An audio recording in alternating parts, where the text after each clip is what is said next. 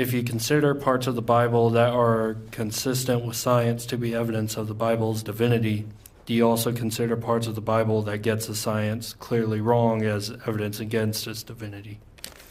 Okay, the question is, what science are they talking about that contradicts with the Bible?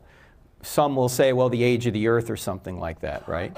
To which I would respond, Christians differ over the age of the earth, or the age of the universe. And no matter what position you take, you have to make assumptions you can't prove. If you want to assume that the universe is 13.8 billion years old, which most scientists will, what are they assuming? They're assuming the speed of light hasn't changed. Now, is that a good assumption? Yeah, it probably is. Why? Because if you change the speed of light, you got to change all the other laws of physics with it.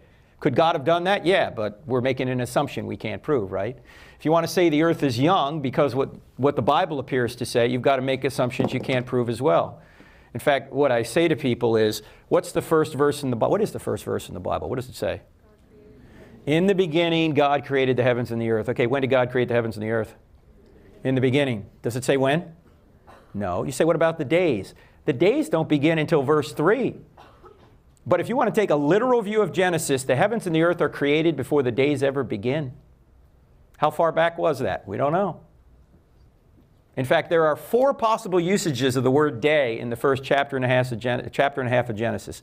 24 hours, certainly. 12 hours. Why? It says he called the light day and the darkness night. That's 12 hours. A period of time, like an era. Like if someone were to say that George Rogers was a good running back in his day. Well, you guys are too young to know who George Rogers was, but he's on the Williams-Brice Stadium out here, right? Steve Spurrier was a good coach in his day, right? You wouldn't think Steve Spurrier was good for just 24 hours, right? It's an era. And then an unending period of time can be used in Genesis. In fact, in Genesis 2:4, you know what it says? In the day the Lord God created, and that word day covers the whole 6-day period.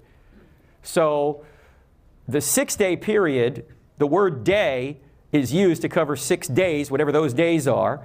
And then the 7th day, we're still in it right now. The 7th day hasn't ended yet. So there's an unending period of time when it comes to the 7th day.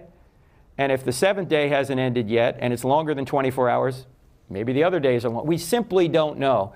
That God created is more certain than when. So I reject the idea that science and the Bible are contradictory. Some interpretations of the scientific and biblical data are contradictory, but in reality, they're not contradictory.